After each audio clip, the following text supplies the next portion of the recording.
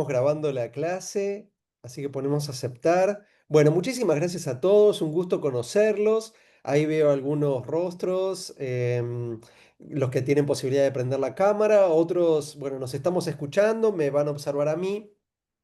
Y el espacio que ya hace varios años que desde el Instituto Superior de Deportes de Combate, con el instructorado de karate, con el diplomado en la enseñanza de los deportes de combate que dirigen tanto los sensei Luis Vázquez, Héctor Maroli, hemos compartido y transitado varios años desde la época de la pandemia hasta estos días.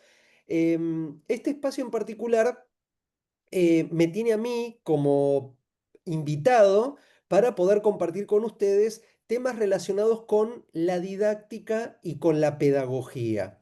¿Sí? Esas van a ser las ciencias y disciplinas que nos van a acompañar por lo menos durante esta hora. Después tenemos otro encuentro el 30 de agosto, si mal no recuerdo, el sábado 30 de agosto, donde ahí haríamos la segunda parte de este espacio. Em, bueno, como me presentaron, yo soy, estudié para profesor de educación física, después hice una licenciatura en actividad física y deportes y una licenciatura en ciencias de la educación y estamos terminando también con Sensei Luis Vázquez, una maestría en formación deportiva infanto-juvenil. Después le voy a decir qué tema estoy pensando para mi trabajo final.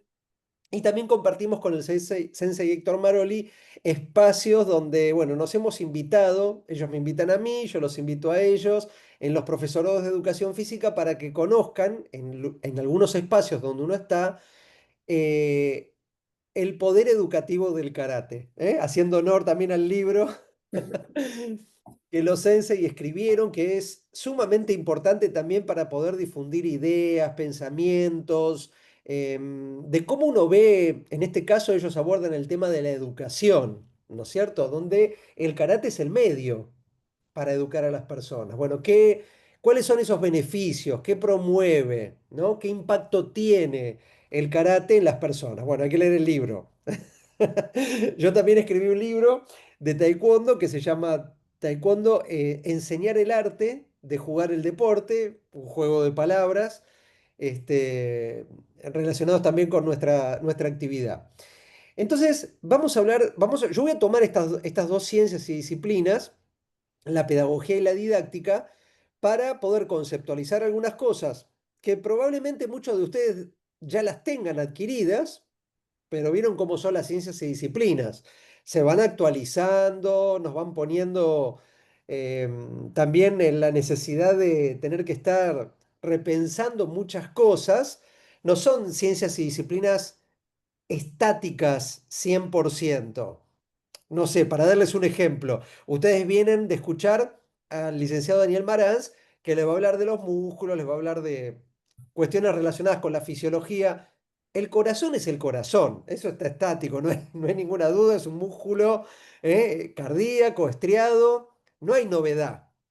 El corazón sigue siendo corazón, no le han cambiado el nombre y no tiene otras funciones.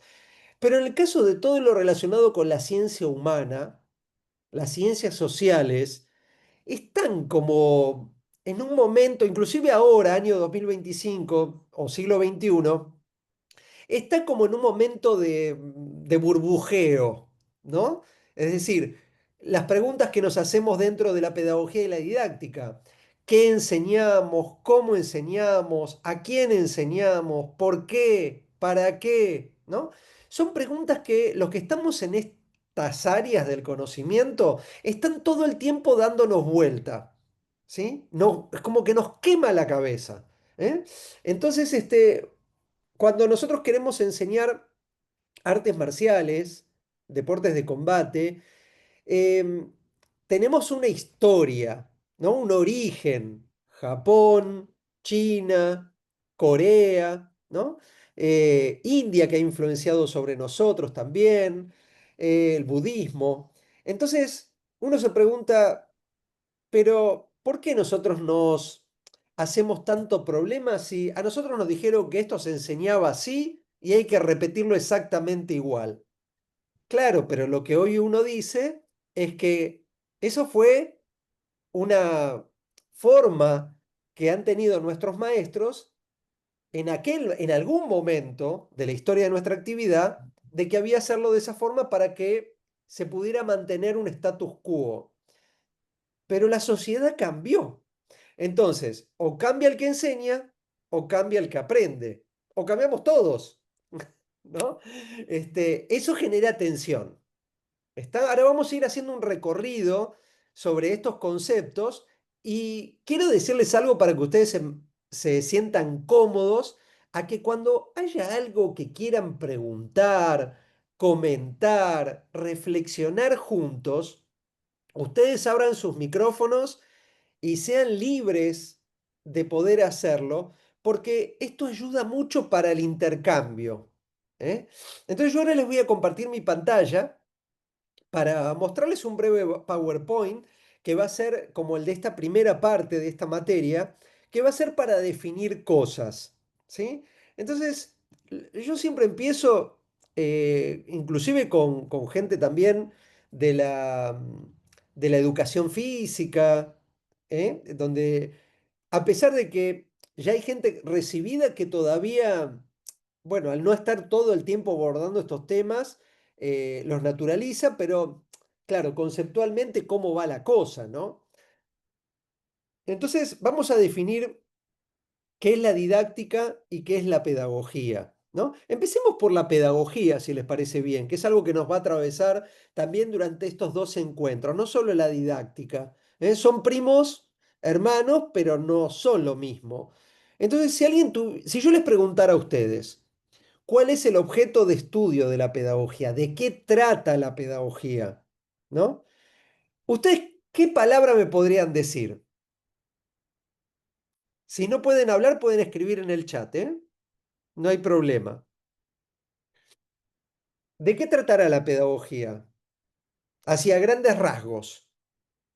¿Qué les parece a ustedes? Sin temor a equivocarse, estamos entre colegas. A mí se me ocurre transmisión, enseñanza, por ejemplo. Bien, Jerónimo, ¿qué más? ¿Qué más se les ocurre? Ahí Jerónimo dijo transmisión, vamos a ver transmisión de qué, que la pedagogía está relacionada con la enseñanza, dice él. ¿Qué más les parece a ustedes la pedagogía? Y Silvana abrió el micrófono. A ver, Silvana, vamos, vamos. eh, cómo transmitir, cómo hacer llegar las enseñanzas, creo, me ocurre. Bueno. Vamos a ver si coincide lo que ustedes dicen con el material bibliográfico que después yo les voy a compartir a ustedes a través del Sensei Maroli o Luis Vázquez para que se los haga llegar a ustedes también. Así les queda también material de lo que uno dice, ¿no? Ahí Ana dice, formas de transmitir un conocimiento o de provocar el conocimiento. Bueno, eh, por lo que ustedes van respondiendo, yo diría que ustedes se acercan más a si preguntara de qué trata la didáctica, ¿sí? ¿De qué trata la pedagogía? Sobre la educación. Así como ustedes lo escuchan, ¿eh? Sobre la educación. El objeto de estudio de la pedagogía es estudiar el fenómeno de la educación, de los problemas de la educación, así en términos amplios, ¿sí? Ahora, cuando uno habla de educación, algo que se pregunta a la pedagogía también es, y que tenemos que responder, es por qué y para qué educamos. ¿Sí? Eso cualquier persona que quiera educar, ya sea en el ámbito de la educación formal, como en el ámbito de la educación no formal, como es la mayoría de los que enseñamos artes marciales y deporte de combate, nuestro fuerte está en ese contexto, igualmente tenemos que saber por qué y para qué educamos. Ustedes me dirán, pero yo ya sé para qué y por qué educo, por qué y para qué enseño karate. Bueno, pero el karate está inmerso en una sociedad y cómo el karate es el medio para educar a las personas, en un contexto, en una comunidad, ¿no? Yo tengo que enseñar algo, educar, atravesado por culturas, ¿eh? Culturas.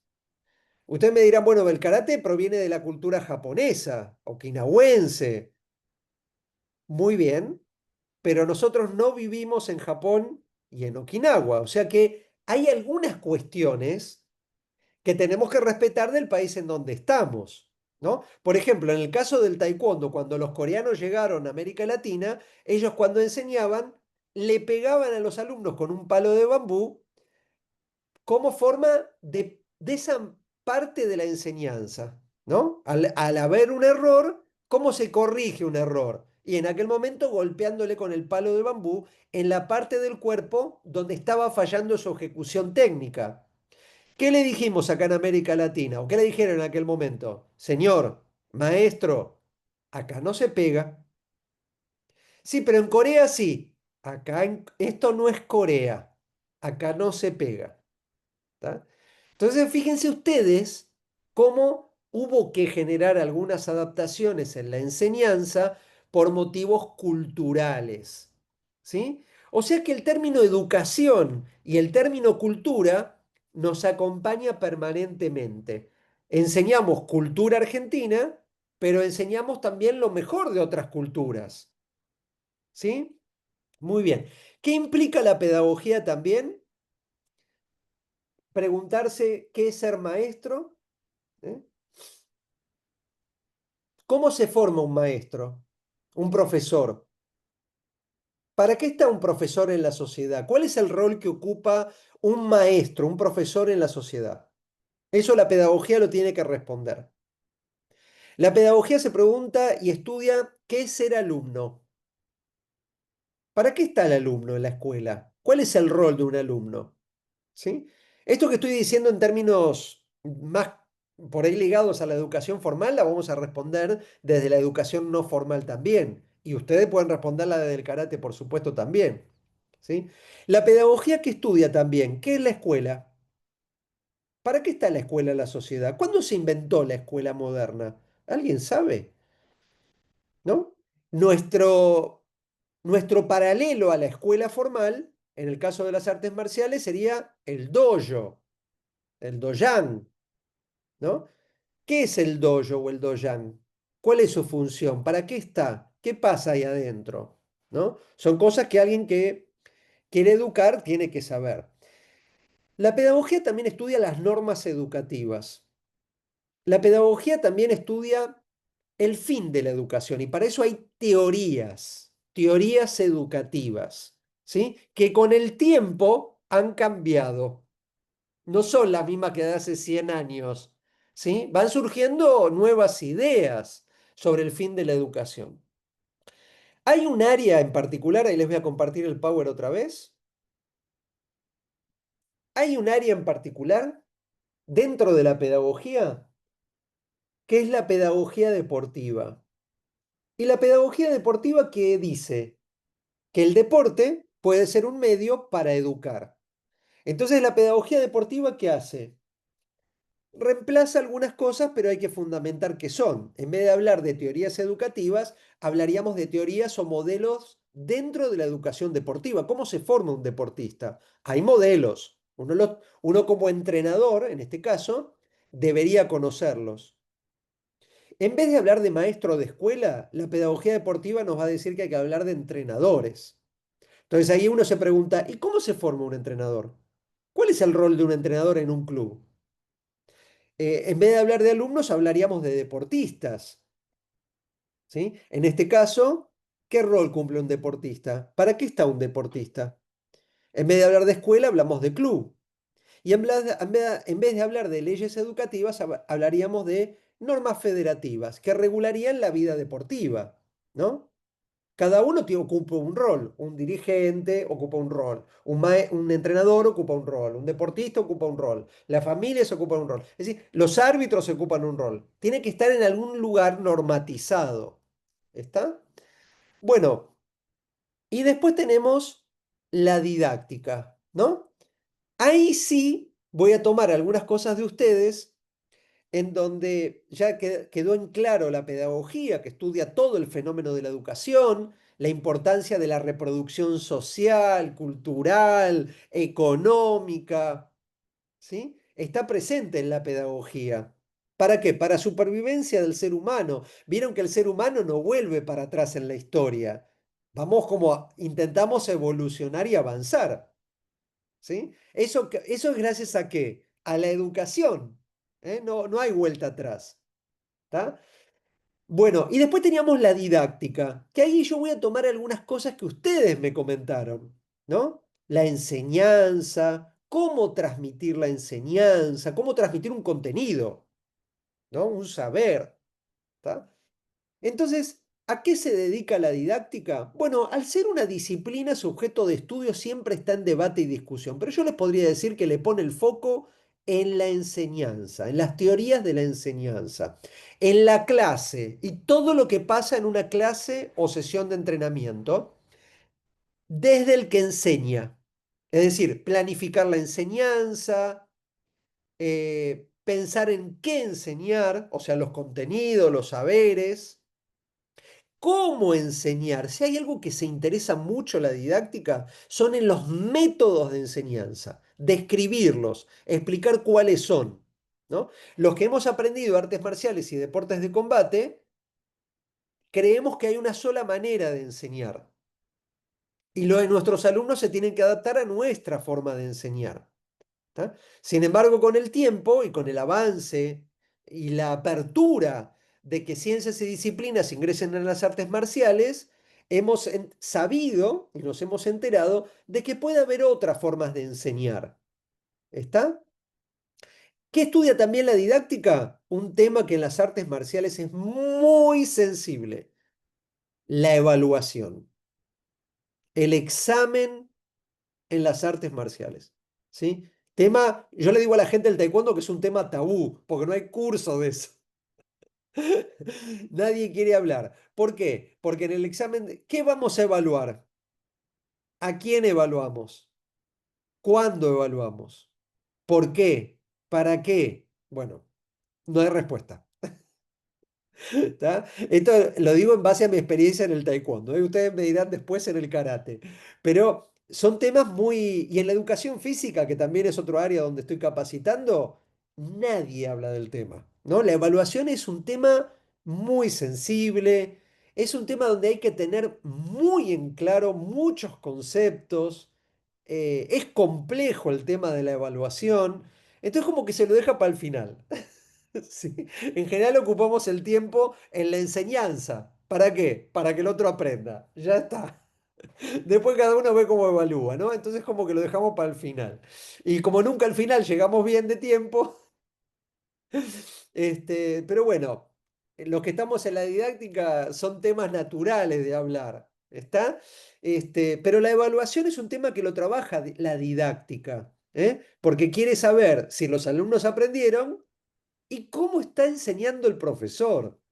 ¿Eh? O sea, la evaluación es hacia los aprendizajes, pero la evaluación también puede ser hacia la enseñanza, que ese es otro tema tabú. ¿Cómo evaluar al que enseña? Ni se habla. ¿Está? Son muy complejos, temas muy complejos, pero que a uno lo apasionan, ¿eh? Así que conmigo pueden hablar de cualquier tema sin tabúes. Bueno, ¿alguien, hasta acá alguna pregunta, alguna duda? ¿Les quedó claro la diferencia entre pedagogía y didáctica? ¿Ya lo sabían? ¿Es nuevo? Cualquier duda, acuérdense de interrumpirme, ¿eh? Bueno, los contextos donde las personas nos educamos son tres, como para clasificarlos, ¿eh? Uno es la educación formal, la escuela, la universidad, jardín, educación inicial, primaria, secundaria y nivel superior. ¿Ah? La educación no formal, que incluye todo lo que yo puedo aprender por fuera del horario escolar, clubes, gimnasios, centros culturales, sociedades de fomento, polideportivos, donde ustedes consideren por fuera del horario escolar.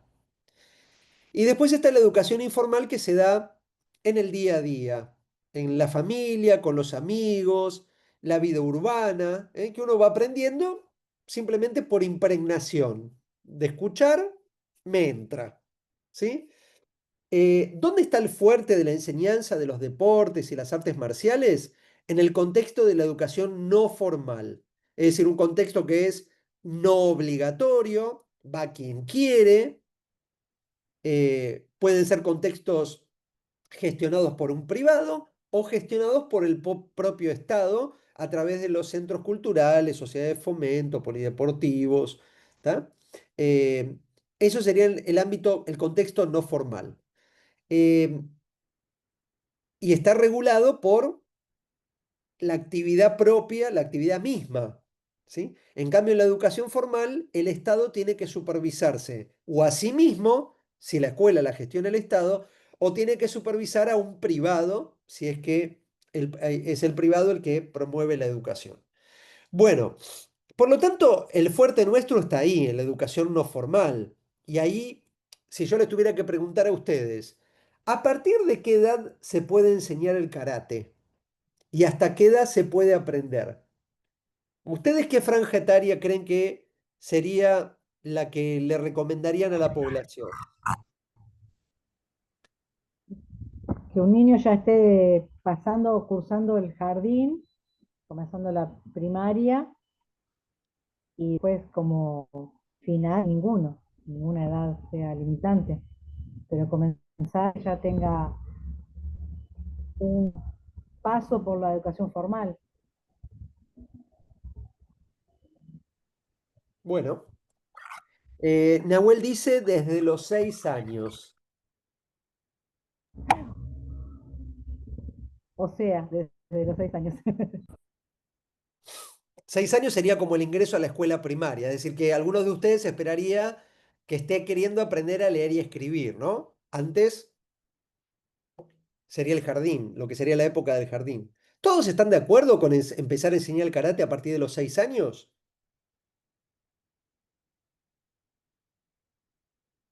Les hago esta pregunta también a la gente del taekwondo, ¿eh? Ahora les voy a decir qué me dicen ellos. A ver, los primos hermanos, a ver qué nos dicen. Con enseñar se refiere a que el infante reciba la educación o que el infante sea el que la dicte. Siempre hablamos de nuestras enseñanzas, cuando nosotros creemos que un niño está preparado para aprender karate en este caso. ¿A partir de qué edad ustedes enseñarían karate? ¿Está escrito en alguna parte a partir de qué edad se enseña karate? No, tengo entendido que no, incluso he visto chicos de 5, sí, esa es esa edad más o menos, 5 o 6 años. He tenido compañeros que arrancan a esa edad. Bueno, ¿alguien tiene alguna otra propuesta o idea? ¿Puedo, puedo comentar desde la experiencia en el dojo? Eh, Adelante. Nosotros ponemos como edad ideal los 6 años. Hemos tenido excelentes alumnos y tenemos actualmente excelentes niños que han comenzado en los 5 años, con los 5 años. Por ejemplo, cuando viene un papá y pregunta a qué edad pueden venir, decimos que necesitan pasar por la parte del jardín para tener, eh, no sé, aprender a esperar de su tiempo, a tener noción de lateralidad, esperar el orden, saber que si dice que tienen que enfocar o acomodarse, respeten ese momento, esperar su turno. Entonces, bueno, por lo general, los 5 años, a partir de los 5 años, eh, es lo ideal, porque ya tuvieron ese contacto con los 3 años de salita de 3, salita de 4, entonces los 5 ya están cuando vienen con mucha edad, todas esas cosas las cumplen, las respetan. Tenemos particularmente niños, unos mellizos de 5 años, que comenzaron el año pasado con 5 años, ya están excelentes alumnos. Bueno, muchísimas gracias, Silvana, por tu aporte también, muy amable. Em, bueno, fíjense ustedes cómo al no tener un, un documento que diga a partir de qué edad se puede enseñar artes marciales, en este caso ustedes lo estarían respondiendo desde el lugar de su expertise como maestros de karate o instructores de karate. En el taekwondo tampoco hay un documento que lo indique. Entonces es como, bueno, cada uno admite al niño de acuerdo a si uno se siente preparado para poder enseñarle, ¿no? ¿Por qué? Porque hoy no podríamos hablar solamente de una categorización llamada niño. Entonces, que me dé igual que tenga 10 o que tenga 4 o que tenga 3, ¿no? Cuando uno se mete en el mundo de la educación y quiere preguntarse quiénes van a ser los destinatarios de mi enseñanza, niños. Entonces la siguiente pregunta que le viene es, ¿niños de qué edad? ¿No? Y niños de 6. Bueno, ¿qué características tienen los niños de 6? ¿Son iguales que los de 5? ¿Son iguales que los de 4? Total, uno podría decir empíricamente, un año, 2 años de diferencia, ¿cuál es el problema? Bueno, cuando uno se pone a estudiar estas cosas, cuanto más pequeño es el niño, más diferencia evolutiva y madurativa existe con un solo año de diferencia, ¿no? Entonces, cuando uno dice 6, 5, 4, 3, parece que es poquito, ¿no? Sin embargo, es mucho, muchísimo para lo que es la maduración del ser humano. La gente del taekwondo en general me dice que habilita su espacio para gente mayor a 4 años, entre 4 y 5. Y hay algunos que bajaron a 3. La pregunta que uno les hace es, ¿usted maestro, usted profesor, está preparado para darle clase a un niño de 3? ¿No? Claro, Este, sí, adelante, Héctor. Sí. no, para contextualizar y recordarte esto de, sobre todo en el karate que se ha dado y lo que la mayoría de la gente y el taekwondo, que son los dos que han hecho, el judo ya lo tenía, el judo ha trabajado con chiquitos, ha llegado a tener una federación escolar, pero en la década de los 90 nos encontramos que los dos solamente tenían que ser mayores de 14 años. Y a partir de los 90 se empezó a enseñar. Yo fui uno de aquellos precursores, en la cual me choqué con una realidad, porque, como decís vos, me tuve que plantear que no podía dar una clase a chicos como un adulto. Tenía que pensar una clase y planificar una clase de chicos. Como todo, ¿no? Cuando no hay nada donde apoyarse, uno siempre extrapola conocimiento de otros lugares. Yo los extrapolé de la educación física y de otros deportes y he ayudado con un gabinete del Hospital Santayana, en este momento en niña, donde la gente de psicología deportiva me daba algunos tips y la clase se convirtió en que casi el 40% de la clase era juego, porque no había otra manera de abordar a los chicos, porque eran chiquitos, tener chicos de 6 años. En ese momento habíamos arrancado con chicos de 6 años a 11 años en edad escolar, pero estamos hablando de la década del 90. Después se expandió y bueno, el mundo del karate ha tomado esto de enseñar con chicos, pero está mezclado con adultos, cosa que no era aconsejable, siempre es aconsejable cada uno en su ámbito y en su edad, en la franja etaria. Pero recuerdo eso que cuando arrancamos la década de los 90 eran más preguntas que realmente aciertos a la hora de planificar y hubo que recurrir a otras disciplinas que teníamos al lado. Bueno, muchísimas gracias, Sensei Maroli, por su aporte también, súper interesante. Fíjense ustedes las historias, cómo son a veces, van por caminos iguales, caminos diferentes. En el caso del taekwondo fue pensado para adultos, ¿eh? Fue pensado para adultos. Nadie lo pensó para niños de 4 y 5 años. Los niños aparecieron en la clase de taekwondo después de que el adulto varón, particularmente el varón, la mujer en general no hacía artes marciales en la década del 60, en la década del 70 muy poquitas, ¿no? ¿Por qué? Y porque eran actividades pensadas más que nada para golpearse o recibir impactos, por lo tanto, niños no podían golpearse. Y las mujeres, por la idiosincrasia de la época, a criar a los hijos, a lavar los platos, a limpiar la casa, ¿no? Mientras el marido o el hijo mayor iba a taekwondo. ¿Tá? Los niños aparecieron mucho después, igual que las mujeres. Siempre le pregunto a los del taekwondo, ¿cuántas mujeres noveno dan conocen? ¿En karate hay noveno dan? Sí. Varones debe haber, me imagino. ¿Y mujeres? Sí, no muchas, pero lo hay. Sí, hay mujeres.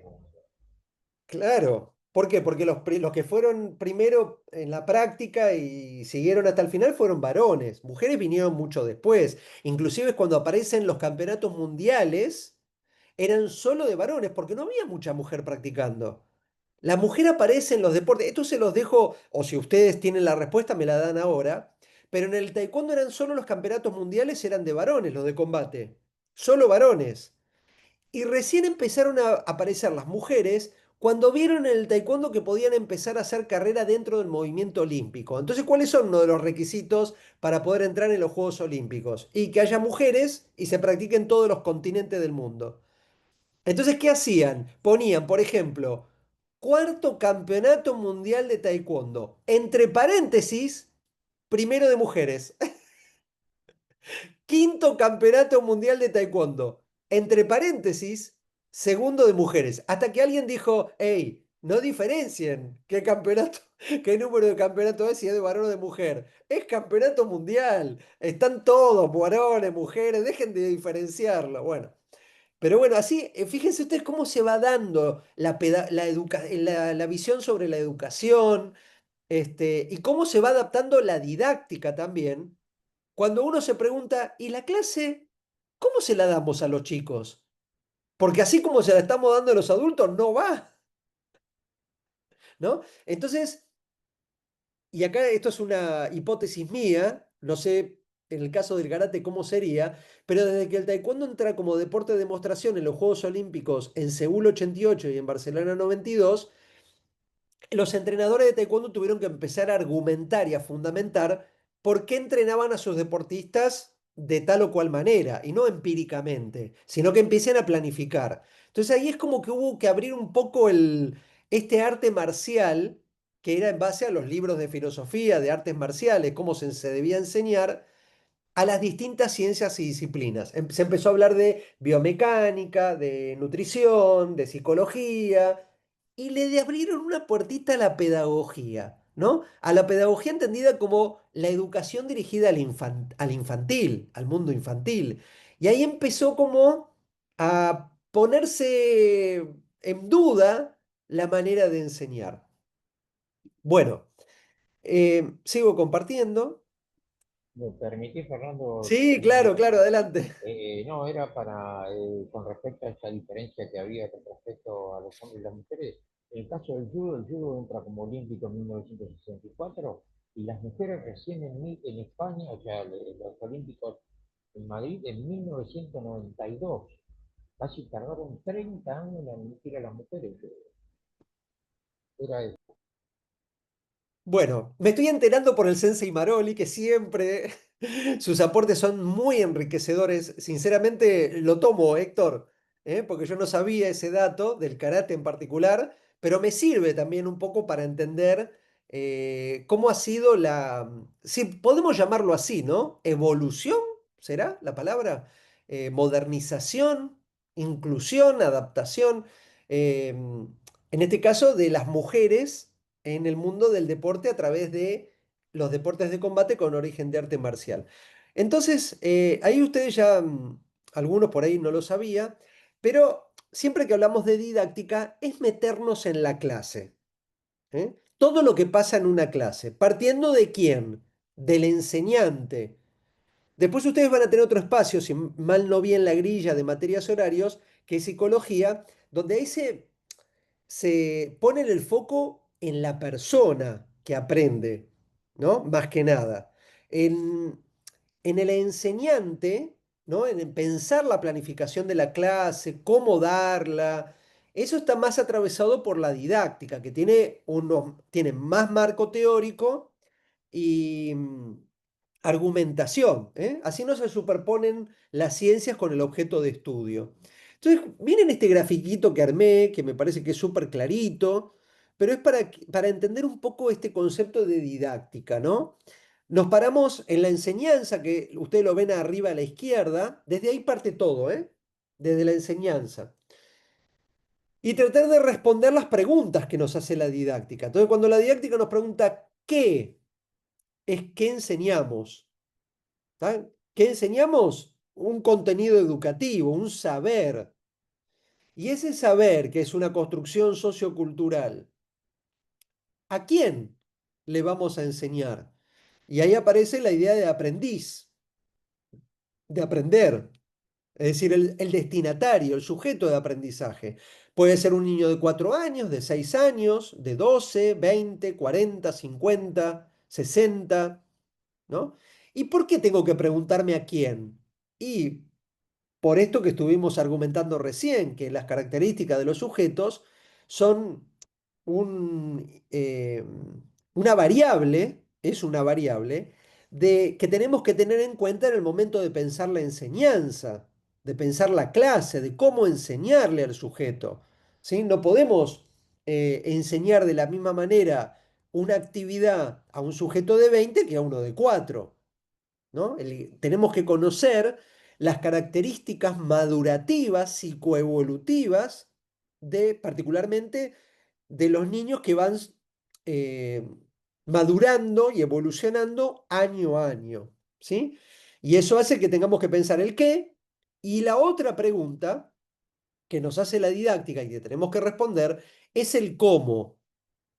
¿Cómo enseñamos? Y ahí aparecen unos conceptos como el de estrategias de enseñanza, métodos de enseñanza, estilos de enseñanza. Y digo todo esto porque la didáctica no se ha puesto de acuerdo en cómo nombrar al cómo enseñar. Por eso yo les estoy diciendo método, estilo, estrategia, ¿no? Son conceptos que se pueden definir, pero que no está unificado exactamente y justamente cómo llamar al cómo enseñar. Todos los que enseñamos, tengamos formación académica o no, la didáctica está presente. No es que hay un maestro que es didáctico y otro no es didáctico. El análisis no es eh, en base a esa pregunta. El análisis o la evaluación o la interrogación sería, ¿está enseñando bien o está enseñando mal? ¿La enseñanza es ética o no ética? ¿Moral o inmoral? ¿Tá? Pero si yo me paro frente a un grupo de personas y les transmito un conocimiento, yo enseñé. Ahora, por ahí no me preparé para enseñar, pero yo transmití el conocimiento y si el otro lo aplica, lo internaliza, muy bien, yo enseñé y el otro aprendió. ¿Qué se imagina que hacen a veces los padres cuando se hacen cargo de los equipos de fútbol después del horario escolar para no pagar un entrenador o un profesor que dé clases de fútbol? Y el papá dice, hay un papá que siempre dice, yo sé de fútbol, yo hace 30 años que veo fútbol, así que me sé todos los sistemas de juego, yo sé de fútbol. Y les enseña a su modo, ¿no? La didáctica eso lo tiene estudiado. Eso lo llama didáctica pseudo, escucharon, ¿no? Pseudo erudita o del sentido común. Es decir, los pongo en fila para patear porque la mejor forma más ordenada para patear una pelota para practicar tiro al arco. Por ahí al papá no se le ocurrió armar dos filas, una mirando para un arco y otro para el otro. Dijo todos uno atrás del arco, ¿no? ¿Por qué? Y porque le salió ahí en el momento, la forma en la que ve que está mejor, ¿sí? Entonces didactas somos todos de alguna manera, pedagogos, es decir, educadores seríamos, pero el cómo enseñar es fundamental preguntarse. Y ahí hay una palabra un poco larga y medio compleja que es recontextualización del contenido. ¿Qué quiere decir eso? Es cuando uno quiere enseñarle algo a alguien, pero de una manera mucho más sencilla, mucho más fácil y que la otra persona lo pueda entender. Eso es recontextualizar algo. Por ejemplo, el Sensei Maroli me quiere enseñar el origen y el fundamento filosófico de las catas. Yo nunca escuché, eh, sobre ese tema. Entonces el Sensei Maroli se tiene que tomar el trabajo como maestro de explicármelo de tal manera que yo principiante lo pueda entender. Si él me lo explica como si estuviéramos hablando de colega a colega, de noveno dan a noveno dan, bueno, vuelan, ¿no? Pero yo soy nuevo, soy cinturón blanco de karate. Entonces me lo tiene que explicar con palabras sencillas, fáciles. Pasa por un tamiz mental, ¿sí? Que hace que él me lo pueda explicar con palabras fáciles y sencillas, ¿sí? Ese trabajo es el de un maestro, el de un profesor. Explicarle a los alumnos de una forma, algunos le dicen traducción de las cosas, ¿sí? Nosotros tenemos que traducirle a nuestros alumnos el saber, ¿está? Y eso dependiendo de la edad, eso es fundamental, ¿no? Y por último, está lo que yo les había comentado, que era el tema de la evaluación, que es otra acción educativa intencional em, que, que está dentro de la didáctica. ¿Cómo definimos la enseñanza? Como una acción educativa intencional, que tiene como objetivo aprender, que el otro aprenda. ¿Cómo definimos a la evaluación? Bueno, hay muchas definiciones, igual que enseñanza, pero también es una acción educativa intencional, que tiene como objetivo ¿qué cosa? Tomar datos, ¿eh? Dar una opinión subjetiva, un punto de vista sobre algo o alguien. ¿Tá? Entonces, todo lo que hagamos, por lo menos nosotros que queremos enseñar algo, es de forma intencional. ¿Sí? Yo no voy a ir a dar una clase de taekwondo, de karate, porque hoy tengo ganas, mañana no, porque vi luz y entré, sino porque hay una intencionalidad, ¿sí? Y eso hace que uno tenga que pensar en planificar la clase. Ahora, vamos a desmenuzar un poquito estas palabras, ¿no? Primero empecemos por el contenido de enseñar. Yo puse contenidos a enseñar en el taekwondo, porque es el tema por ahí que más manejo. Podríamos poner acá en el karate. Y yo les preguntaría a ustedes, ¿qué es un contenido? ¿Los contenidos se clasifican? ¿O da todo igual? Lo mismo kata que kumite, lo mismo que arbitraje. ¿Es todo igual? ¿Defensa personal? ¿Hay que secuenciar las cosas que uno enseña? ¿O puedo empezar por la forma de quinto Q, bajar a noveno Q, subir a quinto Dan? ¿Puedo hacerlo? ¿O hay que tener un orden?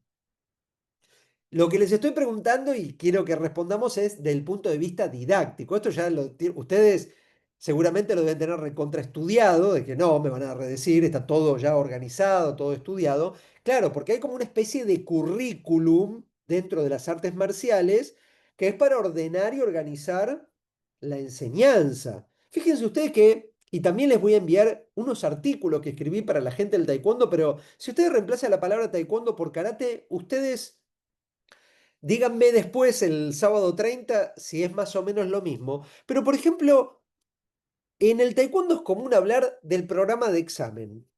¿En karate también es común hablar del programa de examen en karate?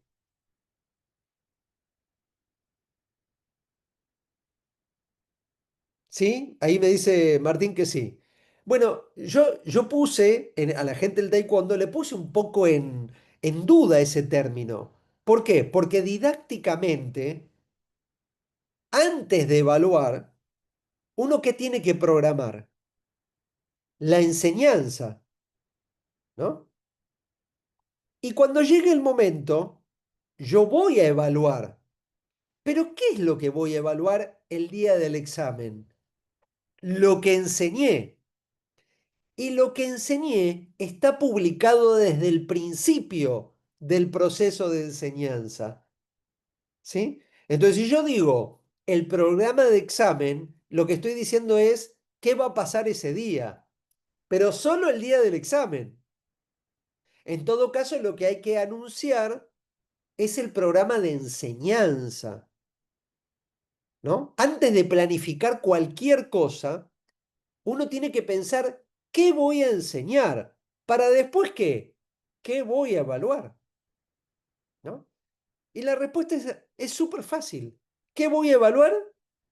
Lo que enseñé, ni más ni menos. Los alumnos el día del examen en taekwondo o en karate no se deberían llevar ninguna sorpresa. ¿Por qué? Porque desde una concepción ética, profesional, a los alumnos hay que decirles, ¿qué te voy a evaluar? Lo que te enseñé en este proceso. Otra cosa diferente no te voy a evaluar. No te voy a evaluar algo que no te enseñé. ¿Se entiende la lógica? Sin embargo, nos manejamos con términos que a veces no están eh, bien argumentados desde mi humilde punto de vista, ¿no? ¿Por qué? Porque a veces las traducciones que nos llegan desde Oriente van pasando por diferentes filtros, ¿no? Y cuando llegan al plano terrenal, quedó así, ¿no? Y cuando vos le preguntás a los maestros, ¿y por qué programa de examen? Y la respuesta muy común es, y porque siempre fue así. No hay respuesta, porque siempre fue así. Bueno, hoy hay respuesta. Lo que pasa es que hay que trabajarlas, ¿sí? Así que bueno, seguimos avanzando. ¿Qué es un contenido? Un contenido es una construcción social y cultural. ¿Quién inventó el karate?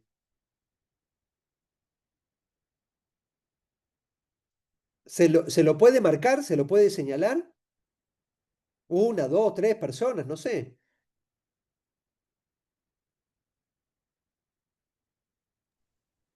Una construcción social de una comunidad.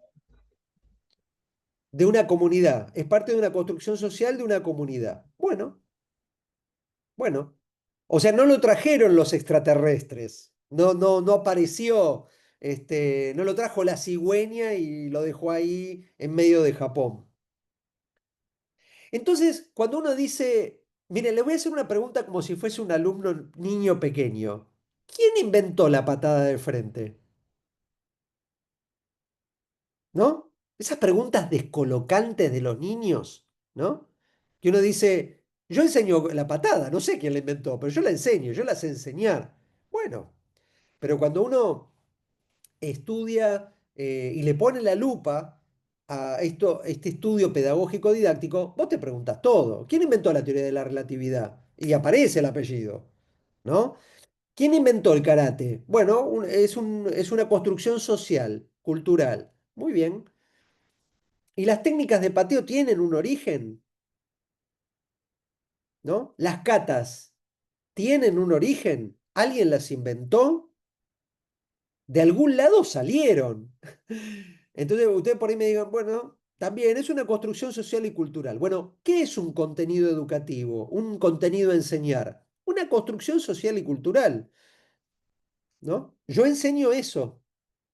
Por lo tanto, eh, sabemos que estas construcciones sociales y culturales se hacen en un contexto cultural. ¿Y qué enseño primero? ¿Qué enseño segundo? ¿Qué enseño en tercer lugar? ¿O es igual todo? Todo se puede enseñar todo al mismo tiempo. Entonces, bueno, ahí viene lo del programa de examen, que para mí es programa de enseñanza, ¿no? Donde tiene que decir, hay que empezar por acá, que es lo más fácil, lo principal para un iniciante, ¿no? Cuando alguien llega a cinturón blanco a una clase de karate, ustedes a mí qué me enseñarían? Lo más básico. ¿Para qué? Para que me sirva como base para ir complejizando el contenido, para ir complejizando el saber. Bueno, eso alguien lo tuvo que haber pensado y eso tiene una particular manera de enseñarse. Ahora hay que ver a quién y cómo, ¿sí? Por ahí el que pensó la enseñanza del karate lo pensó para gente mayor de 8 años, mayor de 10 años, mayor de 20 años, no yo no sé. Entonces, si alguno de ustedes dice, no, a mí me gustaría enseñar el karate para chicos de 4, bueno, hay que ver qué querés enseñarle del karate a los chicos de 4. Por ejemplo, a los de taekwondo le decimos, antes de enseñar habilidades motoras específicas, que serían estos gestos técnicos estereotipados, uno tendría que enseñarles más que nada la formación motora de base, con un poquito del arte marcial y un poco de juego, ¿no? Entonces ahí tenemos un combo de base para poder seguir enseñando e ir complejizando, haciendo que la balanza sea cada vez un poquito más del arte marcial, un poco menos de la formación motora de base. ¿Tá? Entonces, si ustedes me dijeran, bueno, a ver, ¿cómo clasificás a los de taekwondo? Bueno, los contenidos. Lo puedo clasificar, por ejemplo, en dos grandes grupos. Lo que se enseña en el arte marcial y lo que se enseña en el deporte, ¿no? Esa es una particular manera de clasificar. Puedo clasificarlo también en técnicas de pateo y técnicas de golpe de puño, ¿no? Y, y después, otro aspecto importante para poder tener en cuenta, dijimos, es esta transposición didáctica o traducción del contenido a enseñar. Por eso es fundamental eh, apropiarse de palabras que nos permitan a nosotros ser claros en el momento de traducir qué es lo que queremos enseñar. Entonces, por ejemplo, estamos con niños de 4, 5, 6 años y le queremos enseñar el karate, el taekwondo o cualquier otra actividad. ¿Qué le vamos a enseñar? Por ejemplo, la otra vez hablaba con unos profes de taekwondo que me decían, bueno, yo a los alumnos les enseño defensa personal. Le digo, profesor, ¿usted les explica a los chicos de 4 años qué es la defensa personal? Y ahí hubo un silencio, ¿no? ¿Por qué? Porque el concepto de defensa personal, explicárselo a un niño de 4 años, no es fácil. Hay que estar un poco más maduro en la vida. Este es mi punto de vista, por supuesto, ¿eh? Como pedagogo. ¿Y por qué? ¿Cómo le explicaríamos a un niño de 4 años que el salir a la vida implica un riesgo, ¿no? De que en cualquier momento alguien podría atacarnos a nosotros, ¿no? Y por eso hay que aprender a defenderse. ¿Cómo podría tomarlo un niño de 4 años que tiene miedo a la luz cuando va al baño y está la luz apagada? Imagínense. ¿No? Entonces hay algunos temas, algunos contenidos que son propios de las artes marciales y los deportes de combate que todavía un niño pequeño no podría aprender. Habría que privilegiar otros contenidos, ¿no? Por ejemplo, tengo una lucha constante con los de taekwondo con las patadas a la cabeza. Ustedes, les digo, ¿ustedes cómo le explicarían a un niño que para jugar este deporte que patear patadas a la cabeza implican más puntos que patadas a la pechera?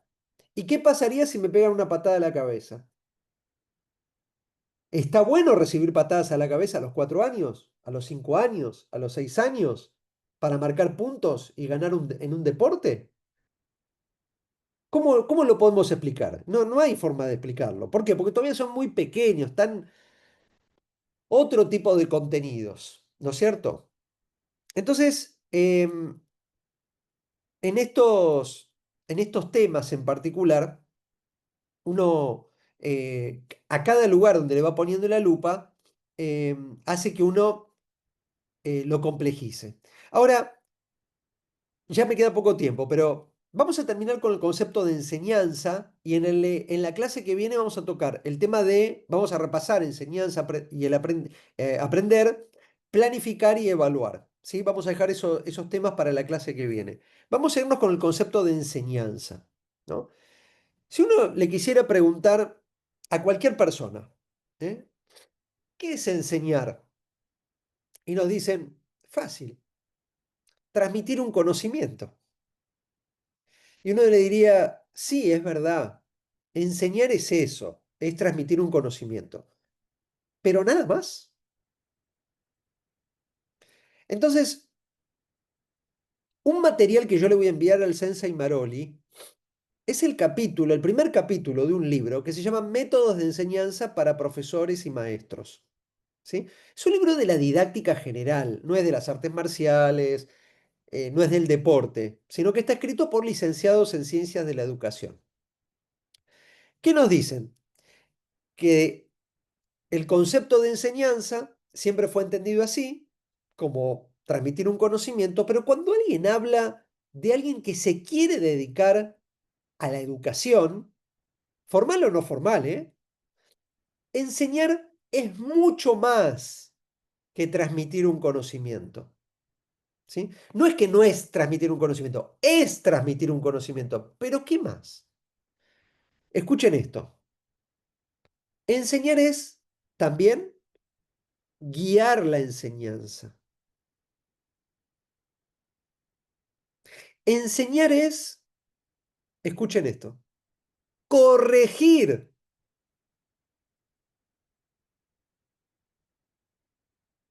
Corregir. O sea, nos están marcando estos especialistas en que cuando uno está en ese hecho proceso pedagógico, no solamente da la tarea, da la consigna, patén de esta manera, sino también que mientras está desarrollando la clase, las intervenciones de un maestro, de un profesor o de un entrenador también es enseñar. Dicho esto, yo siempre les digo a los colegas en educación física, en los entrenadores y acá también con los colegas del karate, que alguien que enseña no es solamente que alguien que está en un nivel de iniciantes.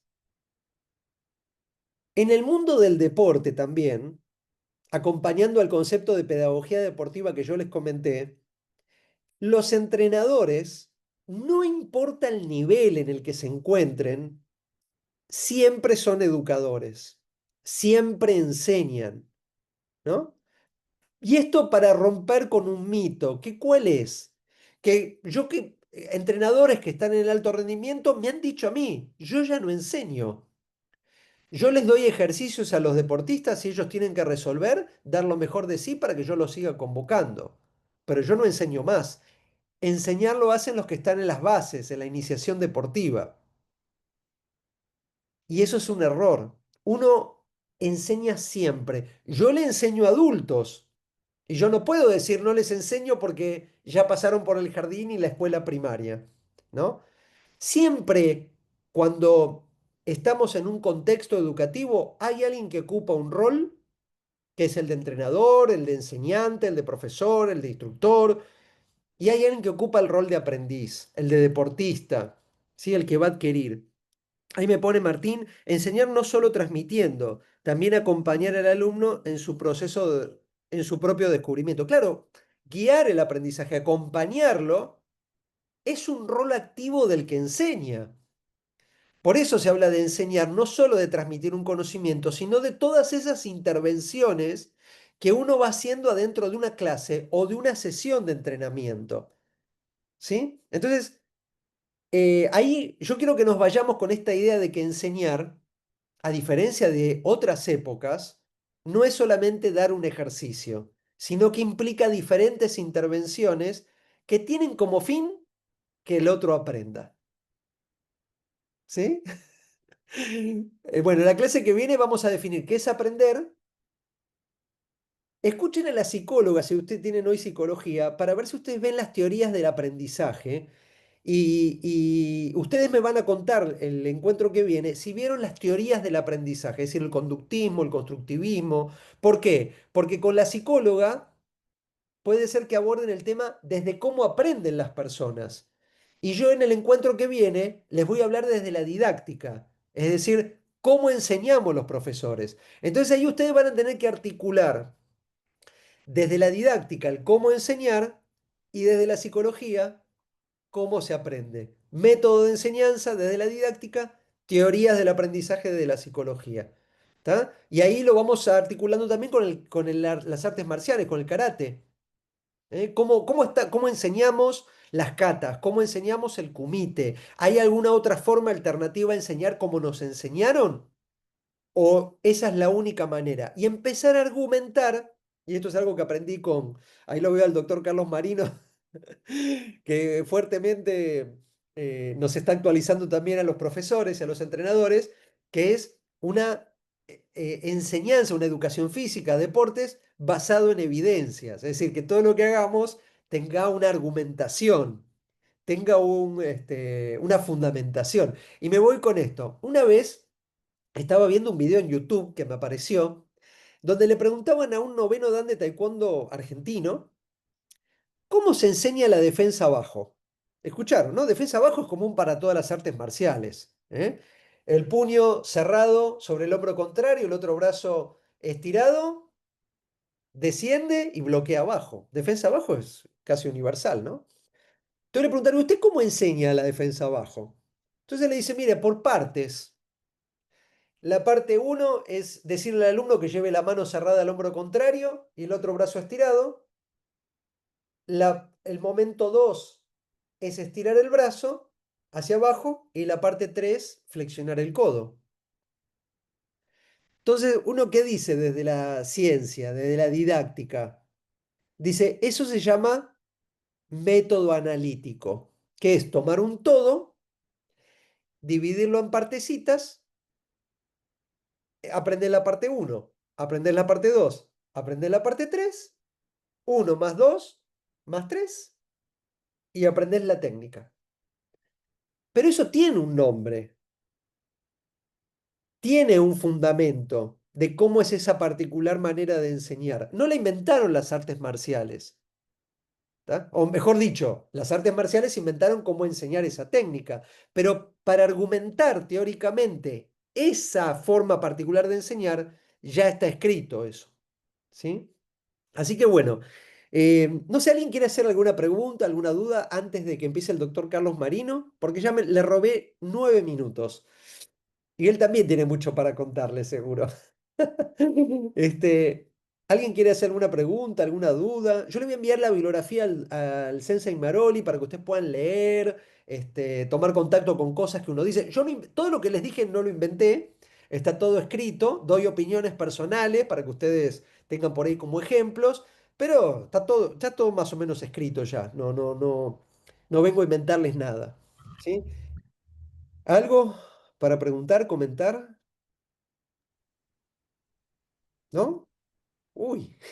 Bueno, si tienen alguna pregunta, alguna duda en estas 2 semanas, le escriben al Sensei Luis Vázquez o al Sensei Maroli y yo trato de respondérselas. Y si no, escriban las preguntas en base también a lo que yo les voy a enviar. Y el sábado 30 nos vemos y le damos duro a lo que nos queda, ¿eh? Así que bueno, Bueno, este, muchísimas gracias, Fernando. Siempre muy rico tus aportes.